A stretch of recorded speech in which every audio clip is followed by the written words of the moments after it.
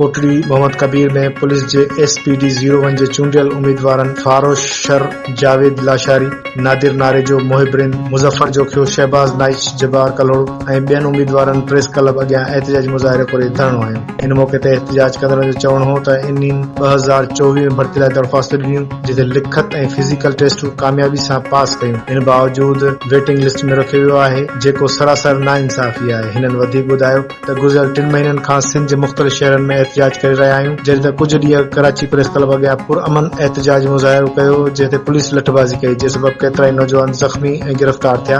मुज़ाहिरीन इन मौक़े ते सख़्त लफ़्ज़नि में मज़म्मत कंदे चयो त हुकूमत सां केतिराई भेरा ॻाल्हियूं बि कयूं, पर सिर्फ़ दिलासा ऐं आसरा ॾिना पिया वञनि। मुज़ाहिरीन बिलावल भुट्टो ज़रदारी, वॾे वज़ीर मुराद अली शाह ऐं घरू वज़ीर खां मुतालबो कयो त वेटिंग लिस्ट में रखियल उम्मीदवारनि खे फौरी तौर ते पुलिस कांस्टेबल तौरु मुक़ररु कयो वञे त जीअं बेचैनी ख़तम थी सघे। ॿी सूरत में असांजी एहतिजाजी तहरीक जारी रहंदी। दोस्तों, असांखे कराची जी पुलिस अटली थाने ते खणी आई आहे। असांजो पुरअमन एहतिजाज हुयो।